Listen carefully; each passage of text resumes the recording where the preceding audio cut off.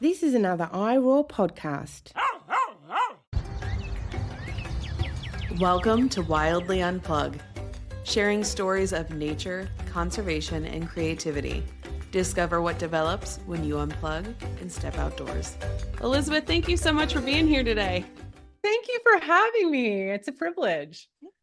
So tell us about your journey before you started the Calming Ground. Yeah, so my original journey sort of in terms of nature is that I've always been an outdoorsy kind of person. As a kid, I loved the outdoors.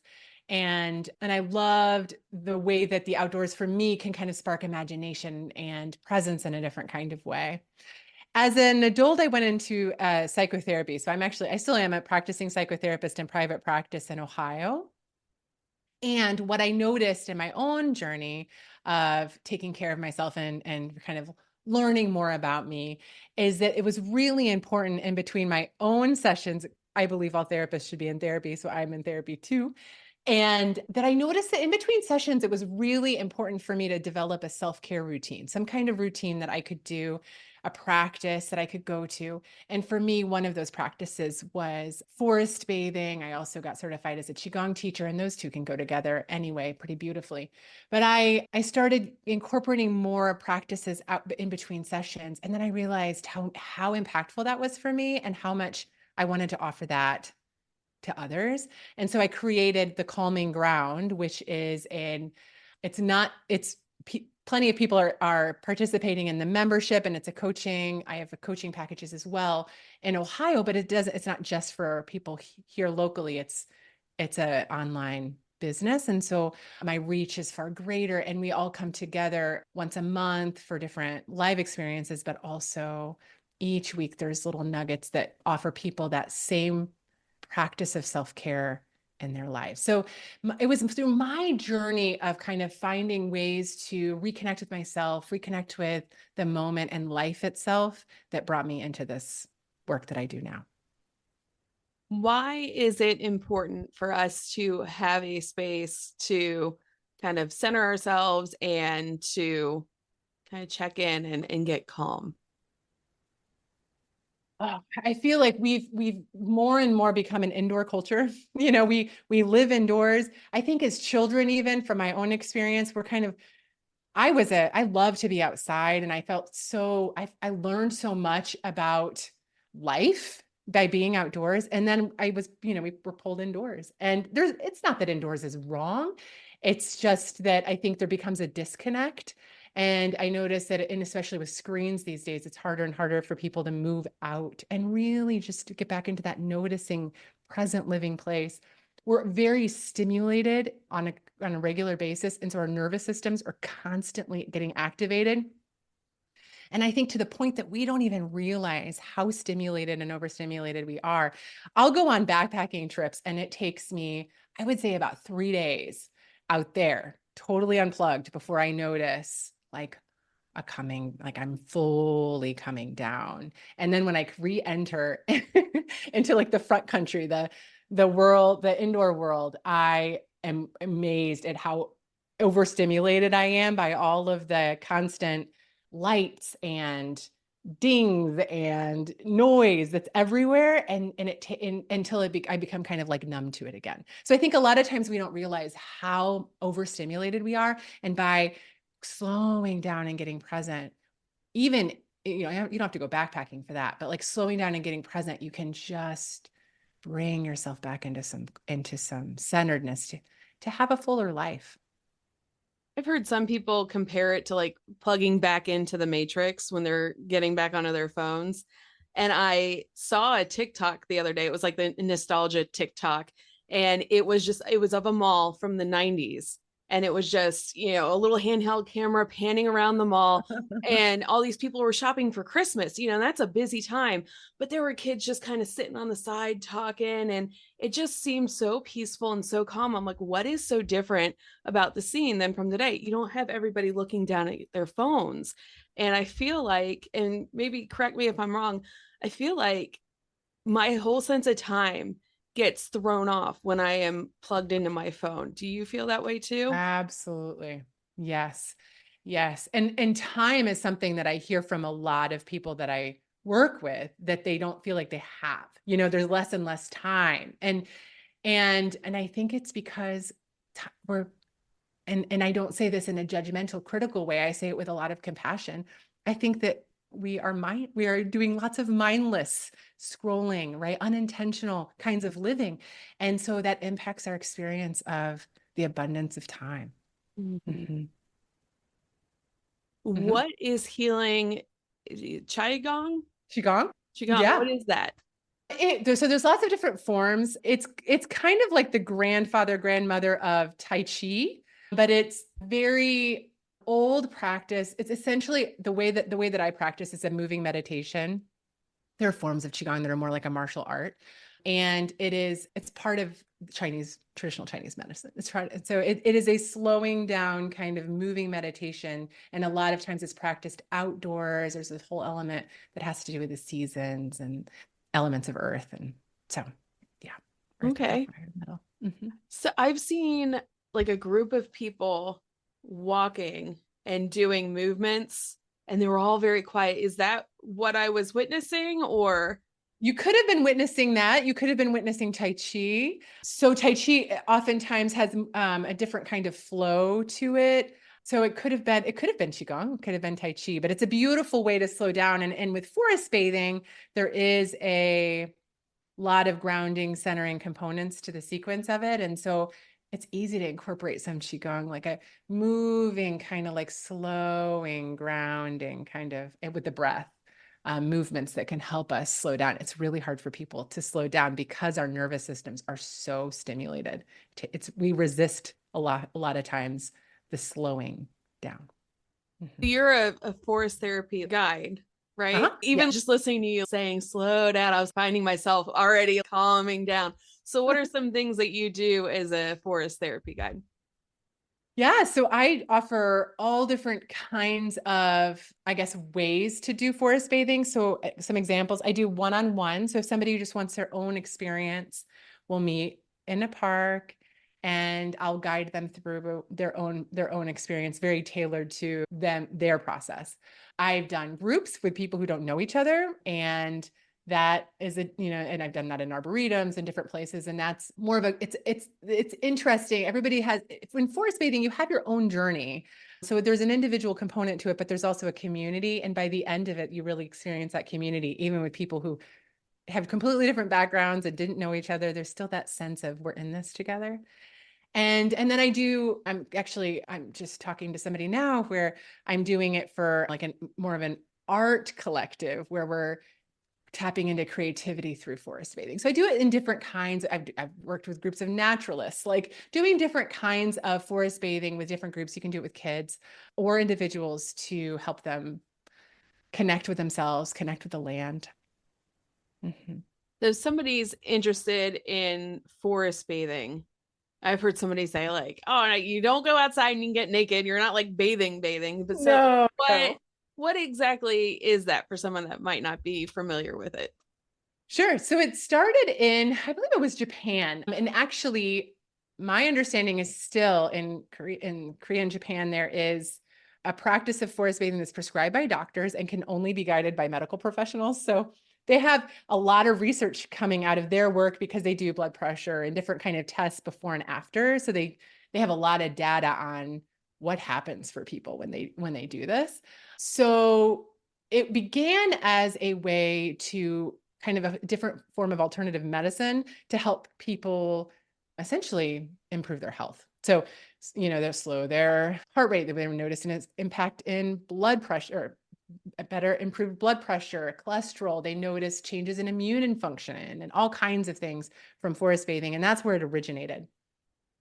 Here in the West, in the United States, for example, it is used more as a practice, slowing down. There's a sequence. It's really a mindfulness practice where there's a sequence of grounding. There's a moving kind of meditative moving type of thing. And then there are different invitations, and the invitations vary. That's what every time you go, it's a different experience because there's different invitations. And an invitation could be anything from you get a little scroll and you just pick randomly, and then that gives you kind of a prompt. So maybe you would really notice for the next however long. They would let you know because you're not supposed to pay attention. The guide holds the time. The people are invited not to even bring watches or phones, but it is like maybe it's notice everything that you can smell, and you're just connecting with yourself and the land through your sense of smell. Or maybe it is see if there's a tree that's you're particularly drawn to. And in the paradigm of forest bathing or forest therapy, the idea is that whatever you're drawn to it's a reciprocal relationship. So it is also drawn to you. That's the concept. So if I'm drawn to this tree is drawn to me. And what happens if I sit next to the tree? Or like just forming that relationship, deepening that relationship. And so the invitations can vary. And then at the end, there's a tea ceremony. First cup of tea is offered back to the earth, and then the other tea is shared as a way of kind of culminating the experience. So that's sort of it in a nutshell. That is beautiful. And I think for a lot of people, hearing I get a scroll and it says like, just, observe what smells you're smelling in the forest. Like, is that all I'm doing? I don't have to do anything else. I don't even have a phone. Like, some people might get panicky at that. Do you ever experience people like freaking out at the lack of things that they're doing? Yes. And that's why I think that, well, let me back up. A lot of times what'll happen is that there's people when they're first coming in, they have a really hard time with the slowdown. And so there's two parts to the sequence prior to that invitation it could be something else. I'm just kind of throwing one out there. It really depends on the moment and the guide. But I think the guide, if they notice that someone was really struggling, might see if they could offer something to that person that might be a little bit more supportive to where they are. I will say though, in my experience, there's more jitters at the beginning. In forest bathing, there's a crossing of the threshold. So let's say, and you can do forest bathing or forest therapy anywhere. But one of the parks that I go to, for example, one of the thresholds I see is like there's the parking lot, and then there's a bridge that you go over a stream, and then there's the forest. That threshold is really important. So we'll meet in the parking lot and we'll kind of go over what's this like, any questions, kind of some things to consider. I'll start offering them the paradigm shift because there is a bit of a stretch there. I think a growing edge for people to think of things in a little bit different way.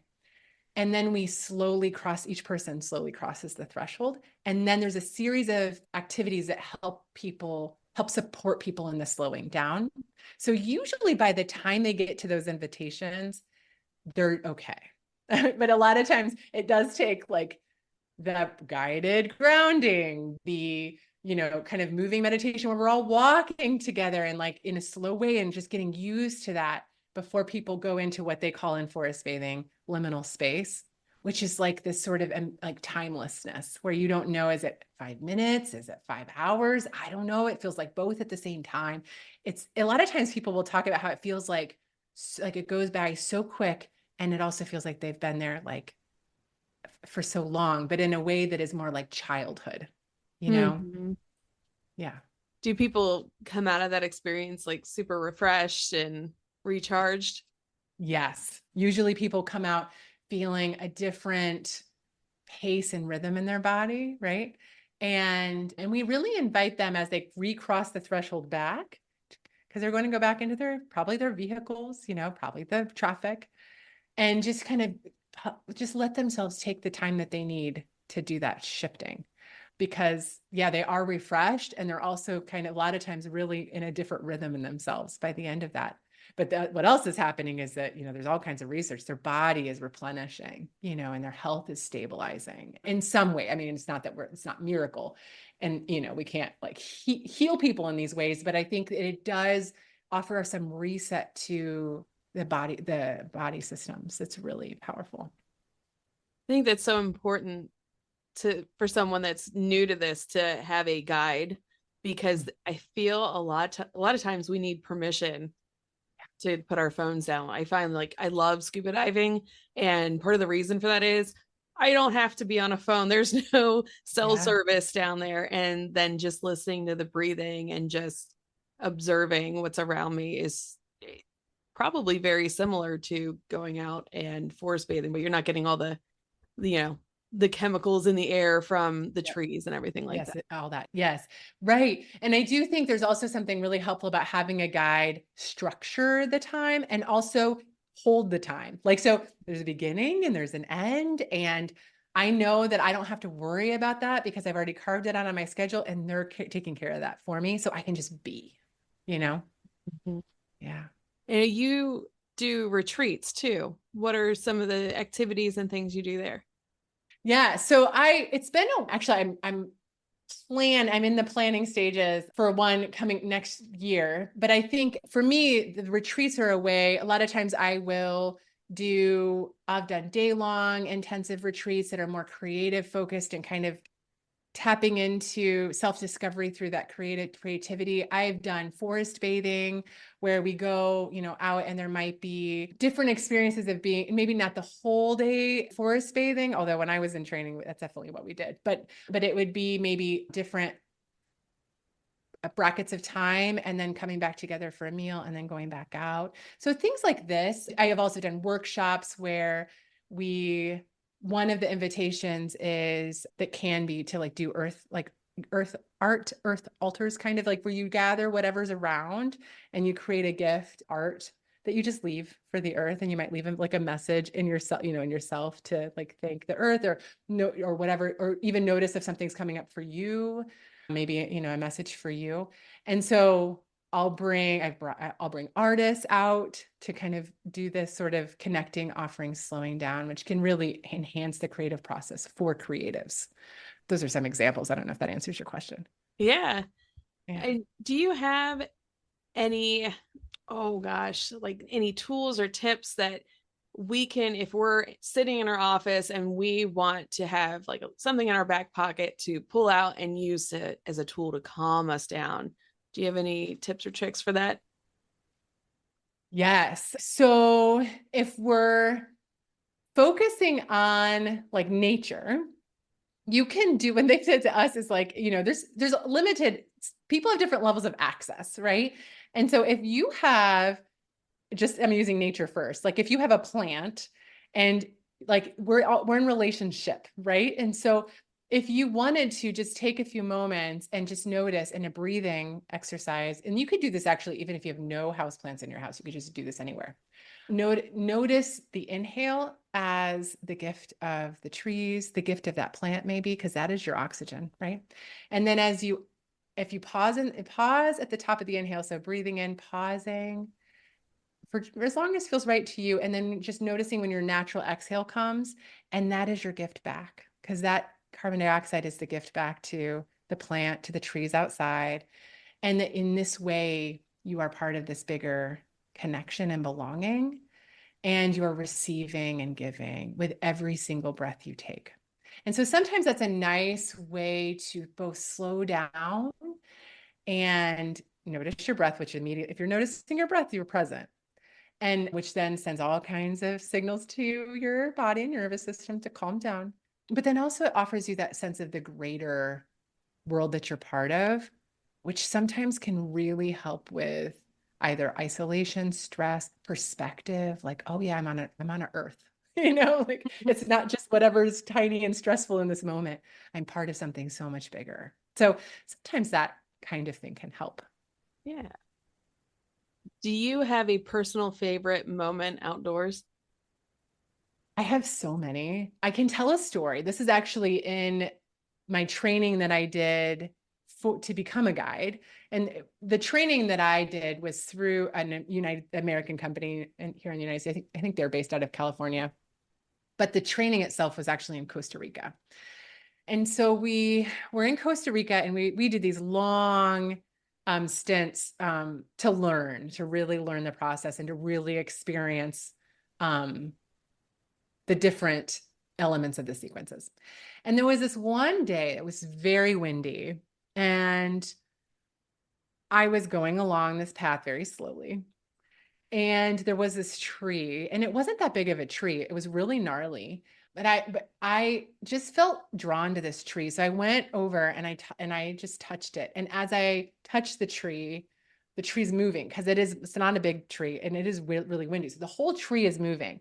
And then I decided, well, let me just move with this tree and see what it's like to move with it. So the tree and I are essentially at this point together, and it's moving, I'm holding on to it. So we are both moving and with this wind.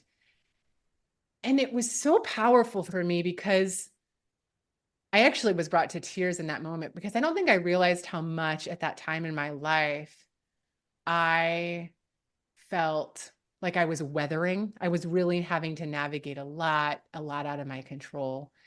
And to feel the presence of the tree and the rootedness of the tree and to be together with it as the wind is like tearing through was so powerful. It was a sense of belonging, like I'm not alone, and relationship, like a real deep appreciation for both the tree and its roots, and also me being able to like allow myself to stand there with it, that we could both be there together. I've never forgotten. It was really powerful. Really? I want to go hug a tree now in the wind. I know, That beautiful. sounds like a cool experience. Yeah. Yeah. Like I've hugged trees before, but never and felt the wind sway too. That's so cool. Yeah.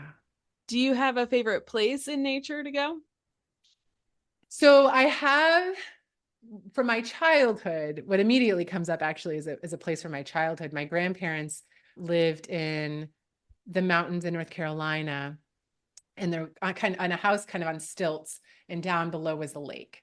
And I used to go to the lake and the bullfrogs. I remember just the bullfrogs and sitting at that lake and just watching. It was pretty still water. Every once in a while a boat would go by and the water would, have little waves. But for the most part, it was just still water and the bullfrogs and the mountains. And that has been really a special place that I go back to and back to and back to in my mind's eye and in my heart. And then as an adult, during the pandemic, my husband and I purchased some property. It was like a big, we're going to do it. Oh gosh, like a big step, and about 45 minutes away. And I am so thankful because that land has a spirit, and it's just like a calm, it's so calming. And I love going there because I just feel my body decompress. So that in my adult life, that is my special place. Do you have a favorite item, like a piece of gear or water bottle or hiking shoes that you take with you when you go outside to help make the experience a little bit more comfortable? Mm-hmm. So in hiking and backpacking, I definitely, if I'm going on a long hike, I'm bringing my Camelback, and that I'm not good at keeping myself hydrated, and I know what it's like to not do that. And so that for me is really, really important as a way to easily access water. And then if I'm going not on like a miles wise long hike, but I know I'm going to be outdoors, I have a little foam accordion thing that I take that allows me to sit really comfortably. With forest bathing, sometimes I'll bring that, and sometimes I just really like to have that contact with the earth. But if it's like wet or muddy or something like that, I'll bring this little accordion foam thing. It's just a little square, but it makes my life a little more easy when I'm sitting out there. So little simple things like that, like water and a little comfortable cush. Yeah. We do sit spots with kids, and the person I learned from, they're like, make it big enough so they can sit on the ground comfortably, but small enough so like their feet and their hands can still touch the ground and they can really feel that experience. So that's a comfortable place to sit is very important. It is, especially if you're going to be there. And sit spots are great. And so that having that comfort as you just notice, right, is really just nice. Mm-hmm. Do you have any long-term goals that you hope to accomplish for the Calming Ground? Oh, that's a great question. Yeah, I'd love to do longer retreats. I've only done kind of day-long retreats at this point, but I'd love to do like a week-long retreat. So I do have that as my next goal is a weekend, but my long-term goal is to do like a week-long, really immerse, really allow that space. And then I just love to grow the membership. It's a beautiful way. The membership is specifically for women. The coaching and other stuff isn't. That's for men too. But the membership is a way for women to come together and really allow permission and encourage the permission for one another to take the space in their lives to take care of themselves. And I think so often everybody, women in particular, I think have it in a different way of we're encouraged to caretake, to do on behalf of, and it can be much harder. There's a lot of guilt sometimes associated with taking this space to just allow ourselves to be for us. And I think for me, that membership is a really powerful experience for me, just to be amongst these women who are courageously making that space for themselves in their lives and just helping facilitate that. So I'd love to grow that. And then the coaching packages are fun because it's one-on-one and it offers something different. And so I think just continuing to grow in these ways. But my overarch, that's more like specific, but my overarching love would just be to invite people to really join life, to just join the vibrancy of life in a different way. And sometimes that can be really hard. And there's a lot of resistance because there's so much doing that we have to get done. And oftentimes it might feel unproductive, but I think that there's so much richness in allowing ourselves the permission to be curious and engage and not know and just have fun. So if people want to help your community grow, how can they find you? Yeah. Well, thecalmingground.com is one way to find me. That's my website. I have a podcast too, the Calming Ground podcast. Those are probably the easiest, but I'm also on social. I'm on Facebook. I'm on Instagram at the Calming Ground, or Elizabeth Minton. I have both at the Calming Ground page on Facebook and Elizabeth Minton on Facebook. And you can find me that way. Send me a message. However, it's easiest for people. Cool. And I will tag everything in the show notes. So when people are done listening, they can hop right over and find you. And before we go, what is one tip you have for someone that would like to connect with nature? So I would notice what in the moment you're connecting with. So for example, like if you're outside and you really notice the sky, the wind, a tree, a rock, okay, whatever it is, it doesn't really matter. A stick, I don't care, a pinecone. But I would just invite you to notice what happens if you get close. So in terms of the sky, you can't get close, but you can bring your awareness or attention to that, to the sky, and just notice what it's like to be in the relationship. So you're there witnessing the sky, right? You're there holding this pine cone or this rock. And sometimes even if you're holding something, sometimes just bringing it to your heart or to your cheek and just noticing what it's like to feel its presence there can be a way to feel a connection more deeply. That's perfect advice. Thank you so much for being here today, Elizabeth. Thank you for having me. And until next time, get outside and see what develops. Wildly Unplugged podcast is a production of Wild Development Studio. The views, opinions, and statements expressed by individuals during Wild Development Studio's productions do not necessarily reflect the views or opinions of Wild Development Studio or its affiliates. Participation in any activities, expeditions, or adventures discussed or promoted during our content may involve inherent risks. It is strongly advised that individuals conduct thorough research, seek professional guidance, and take all necessary precautions before engaging in such activities or venturing into wilderness areas. Wild Development Studio, its representatives, or employees shall not be held responsible for any injury, loss, damage, accident, or unforeseen incident that may occur as a result of participating in activities inspired by or discussed in our content. By choosing to engage with our content or act upon any information provided, individuals do so at their own risk and discretion. For more great iRaw podcasts, visit irawpod.com. That's IROARPOD.com.